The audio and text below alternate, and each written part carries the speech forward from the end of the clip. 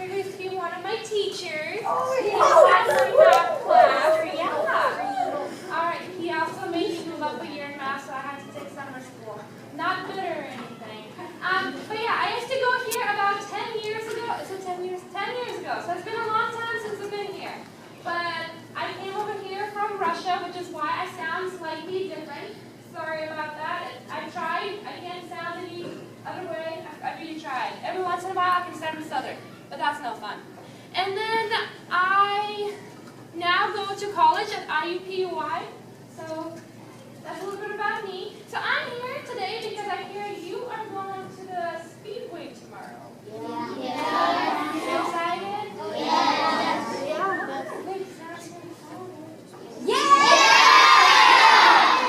There we go. So I'm here to tell you a little bit about the Speedway as well as the 500 Festival program that we have going on. My mother, over here, her name's Lisa. She's my lovely assistant for today. So lovely assistant. Okay. So the history of the 500. The Indianapolis Motor Speedway actually opened in 1909. It opened up to general motorized races, which means that the Indianapolis 500 wasn't even thought of yet. They didn't know what it was, but they could race cars and whatnot, whatever they wanted, basically on the track. And then World used to be able to made out of bricks, so it wasn't very fun to race on it.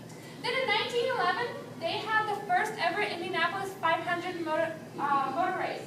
So that was the first time they ever brought out funny looking cars, which if you think they're funny looking now, you should have seen them in 1911.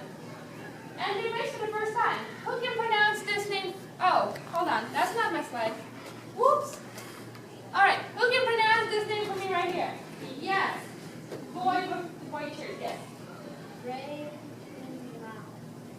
Who else? Ray Haroon. Everybody say that word. Ray Haroon. All right. Slightly more together. 1, 2, 3. Ray Haroon. All right. Ray Haroon was the first ever Indianapolis 500 winner.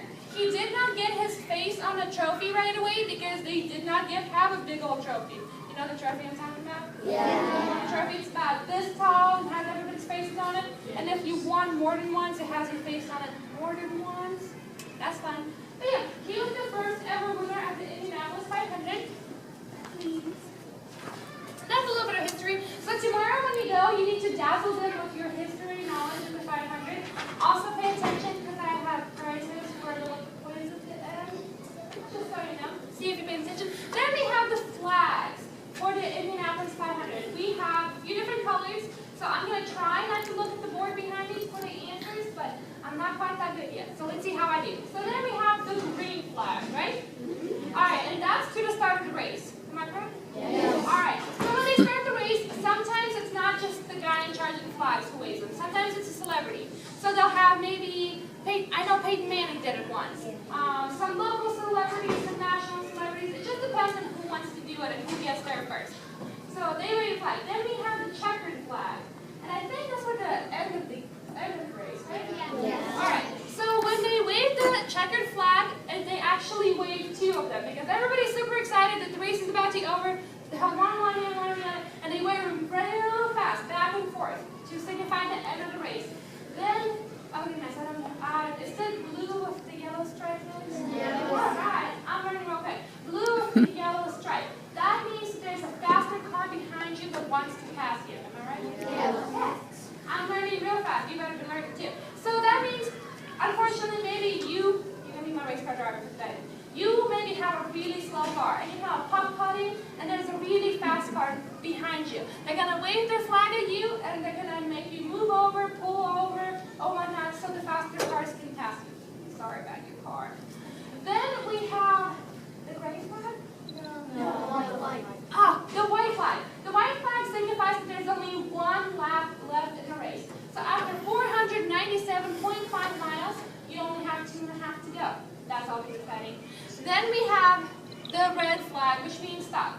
There may be a large piece of debris. There might be a big old crash that happened or anything. So that just means you can no longer drive on the track. Nobody can drive on the track except the safety crew. So they put everybody in the pits, which sometimes is a good thing because you get a free pit stop that doesn't go against your time or anything.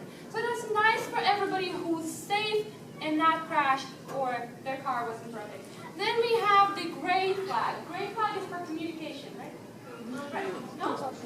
Consultation, communication, it is actually the same thing. So when they wave the gray flag at you, say somebody in your pit wants to talk to you, and they can't get you on the radio or something, they're going to wave the gray flag at you and make you go in the pit or make you check your radio. That way they can communicate with one another about what's going on in the race itself. Then we have the yellow flag, which is the caution flag.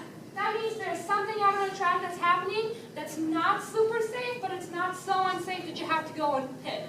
So they'll bring out the pace car. What's the pace car is? What is the pace car?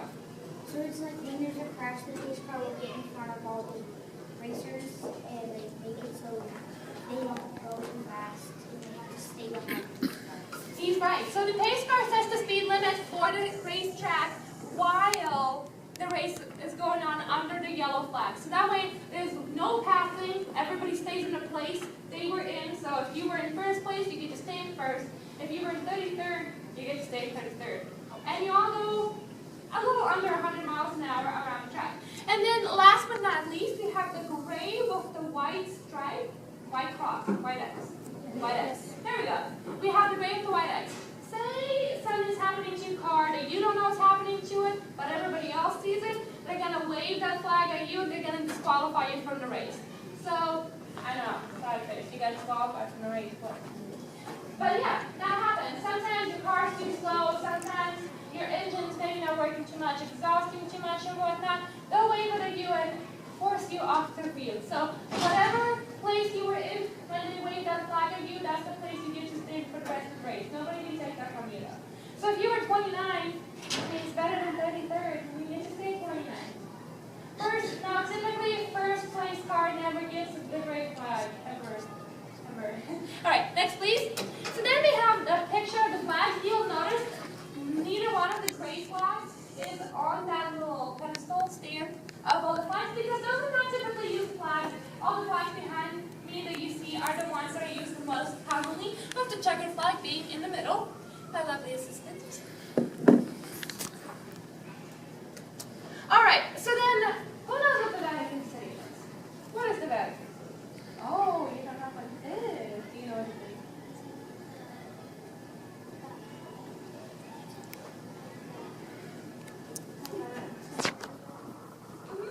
So Vatican City, I'll tell you what it is. It's a city within Italy.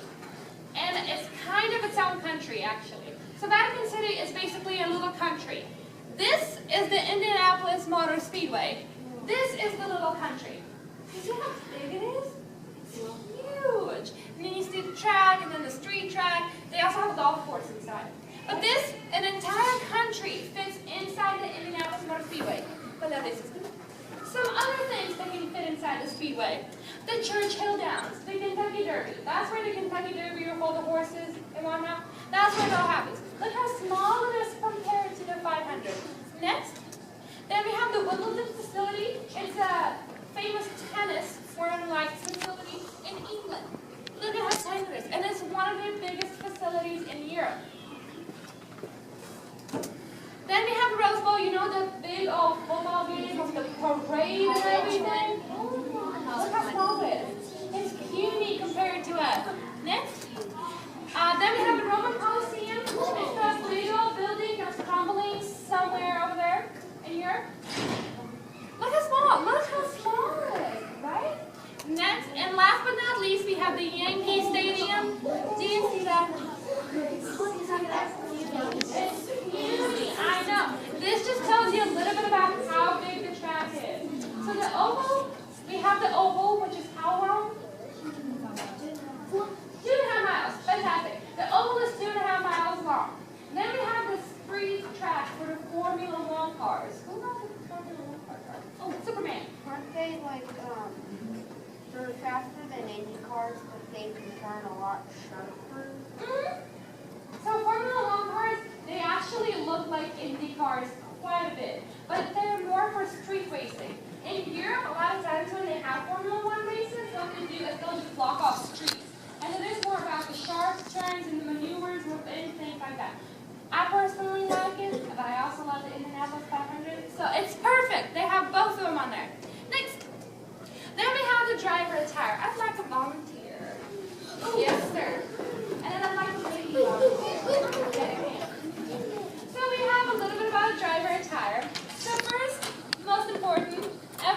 actually needs this pretty much every morning when you wake up. You have pants. Would you like to hold pants? Would you like to come on? No, okay, you don't have to come on. You can put the jacket on. So we have the pants, and then we have the jacket. Sometimes it all comes in one jumpsuit. You want to put the jacket on? Yeah, you don't have a choice. You actually have to. So you have the jacket. Everything that the drivers wear is actually fireproof. Who can tell me why it's fireproof? Yes. It's because, like, if your car, like, flips over and it, like, goes on fire, One more. Yes, or insurance. because, if there's a fire, since there's so many layers, it just keeps you safe. And True. True. Not only that, it's just for anything. Say you accidentally spilled gas when you were getting in the pit stop, or whatnot, and somebody catches on fire. We just want them to be safe. They have gloves. They have the gloves, also fireproof. Basically, everything the driver wears from his toes to his head can protect him from a fire. So he can be running around, caught on fire, but his skin and he will himself not be hurt. And then we have the helmet. Oh, you see how that goes? All right, so the helmet. There's a couple cool things about the helmet. Can you see through it? Yeah. All right, so on a race car driving helmet, this is my dad's old helmet. He used to drag race his car. Mom didn't like that either.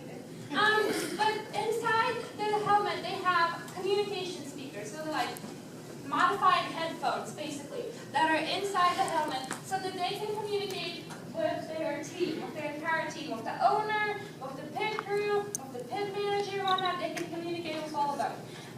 Fireproof, and it can withstand about a ton of pressure. So, for now, say a small semi can fall on this. It should keep your head safe. That's how good they have to be. Because you're traveling at speeds up to 230 miles an hour. You guys haven't had physics yet, but when you do, you'll realize exactly why that makes a lot of difference. Then they have the visor. Why is the visor such an important thing? Blue shirt. Yes.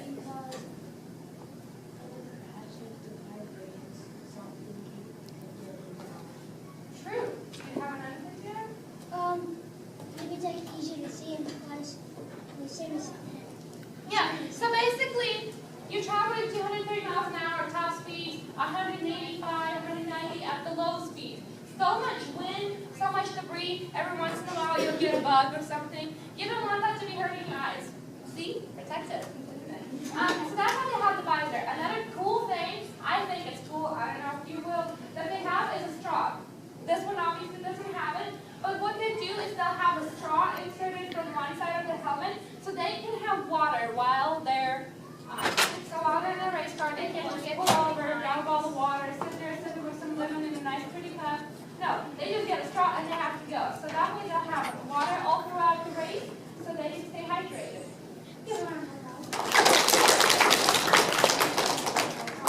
You can undress yourselves. Hot, isn't it? Yeah, so another thing about all this gear is it is super hot for everybody. You can just place it right there. Go ahead, have a seat. Thank you. So it is super hot to be a race car driver, but I mean, we want them to be safe. You can see here that he's wearing one jumpsuit. Depends on what kind of racing you do. It depends on what kind of racing attire you wear. That is actually my dad's racing attire, and he used to drag race. So in drag racing, you don't necessarily have to have the jumpsuit. In the Indy 500 cars, everybody basically wears the jumpsuit. Pit crew can wear an outfit like that. So now, next please. So what's it like to drive an Indy car? Oh, you know. How do you know? Well, because at the children's meeting, I've actually sat in one, and I've actually been to NASA, and I've actually rode a G-force ride, and if you're saying it goes at 280 miles an hour, it would probably, one, it would put a lot of pressure on your chest, and two, you'd probably be really sweaty hot. I mean, it'd be a quick. So basically what it's like. I'd like to do an experiment with all of you.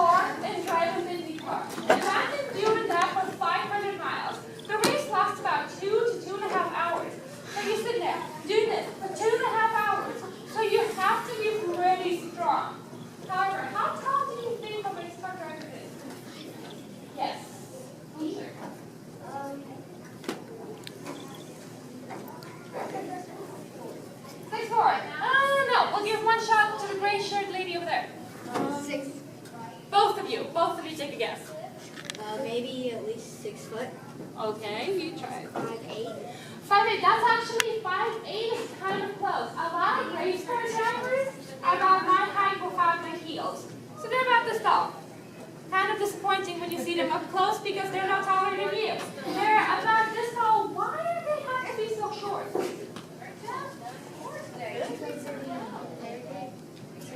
Okay, that is one thing. That's true. Okay, yes. I was following you. Yeah, that's right. There you go. All right. Great job, you guys, today. But I'll see you have a good spring break. Thanks. So, speaking of right, wind resistance. You want your car to be as aerodynamic as possible. Who knows what aerodynamic means? Yes, it's right there. Yes.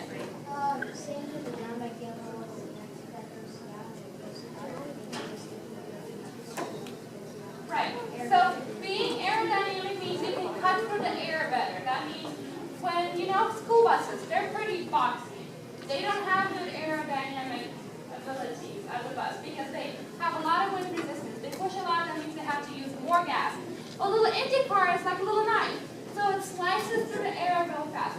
Well, the smaller the car, the lighter the car, the faster you can go, the less gas you use. Now, if you have a 6'4" driver, you're going to have to make a pretty big cab for your driver, wouldn't you say?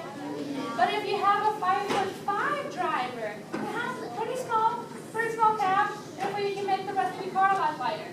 So that means smaller drivers equal lighter cars equal faster speeds and less gas use. Therefore, you get an overall faster time on a track.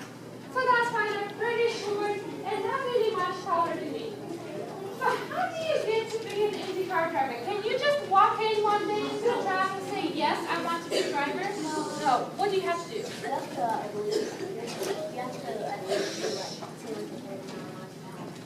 Okay, there is a speed component to it. Yes? Yeah, we just have to have the driver's license. Driver's license. That's a good point. Yes. Both of you. You go first. You have to prove yourself. Yes. You have to train and pay a fee. Train and pay a fee sometimes. So I'm going to tell you a little more about it. You're going to put your hands down. So what you have to do is training. You have to prove yourself, as she had said. So what you have to do is you have to start racing a whole lot earlier than that. So you have to start out real small, like go-karts. You know go-karts and great times and whatnot? Kind of like that, slightly modified so they can go a lot faster. You start racing those. So if you race those and you get good, you can move up in cars. So you go from go-karts to bigger go-karts, and then eventually, if you want to race in the Indianapolis 500, you'll end up at something called the Freedom 100. It's presented by the Indy Lights, and that is a 100-mile race at the Speedway, and it's for the rookie drivers. So the rookie drivers you see every year at the actual big race, typically that's where they come from. Say you want she got it, think it up. Say you won the Freedom 100. Then big race team like Chip Ganassi, Penske, we've got the Target Chip Ganassi shirt over here, signed by my favorite driver, Tammy Cannon, remember that. We have, I don't know if they have any more, but we have different teams. They start looking at you. And if you can win the Freedom 100, that shows them that you're proving yourself. That shows them you can handle an Indy car. Because the Freedom 100, they drive a slightly smaller version of the 500 car itself. So that's how they have to move up through the ranks. It's like Boy Scouts and Girl Scouts. You start out low and then you move up in the ranks, right? Is that how it works? Yeah. I was never a Girl Scout, so I wouldn't know. My brother was a Boy Scout. She says that's how it works. That's how it works. You just have to move up. And yes, I mean, it's preferable that you have a driver's license, but I don't know if you really need one. All right, and then who can be a driver? Not everybody can be a driver. But I mean, anybody can try to be a driver. They have lots of girl drivers who try to qualify for the Indianapolis 500. They have a Russian driver they had for the first time ever last year. I was really excited about that. And then they have a bunch of foreigners, honestly, who race. There's some Americans that race. It's just, honestly, if you can prove yourself and move up in the race, you can eventually become a driver, yes. The person has a lot of training and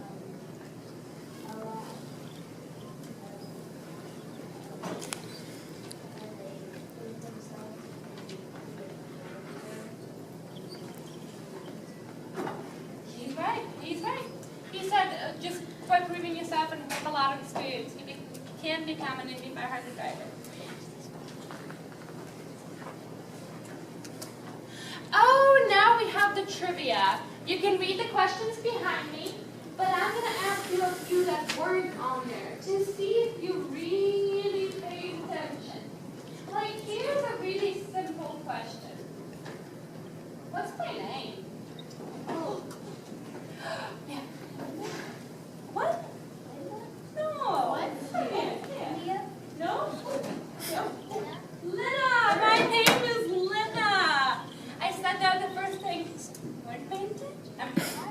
And I understand my name is hard to pronounce and to remember. It's okay. It'll be fine. Alright. So, who would like to read the first question for me? Yes, lady with the arrow shirt. Why are there only 33 drivers? Why are there only 33 drivers? Orange shirt. There's not enough room on the track that they probably crash if there were any more drivers. You're on the right track, so I'll give you a track. Lady next to her, yes, tell me something. Because whenever they start, there are 11 rows of 3. You know, that was a good answer. Okay, so both of them have the right answer, and together they have the absolute right answer. So when they lined up in 1911, when they had the first Indianapolis 500, and they lined up the cars on the first straightaway where they start the race, they lined them up with a yard between each car for safety reasons. And it can only fit 33. So honestly, it's a pretty simple reason for why there's only 33 cars. But in the beginning, it was just for safety, and now it's tradition. Who wants to read the second question? Ooh, I saw your hand go up. What is the fastest pit stop ever? All right, this is time in seconds, and it's only one number. Give me a number. Do you mean like a team or a number? A number. 5. Oh, you're so close. 4? 4 seconds. 4 seconds is the fastest pit stop time ever. And that includes the gas, putting in the car, and switching the tires. And that happened in like 1921. And nobody has been able to beat that record. Isn't that crazy? 1921. No, 4 seconds. 4 seconds. So exactly. Ooh, what's the next question? Who is the riding? Yeah, well, what's a riding mechanic? Yes. A riding mechanic is a person who changes the tires if they're like need changing or anything. Yeah, well, that's part of their job. I'll take that. Yes. Not quite, not quite. Yes. The cars that No, that is the pace car. One more try. Who wants to tell me what it is? It's a hoop. I should have told you that. It's a hoop. It's a person. What is their job? Do you want to give me a shot? No. Yes. If their job is to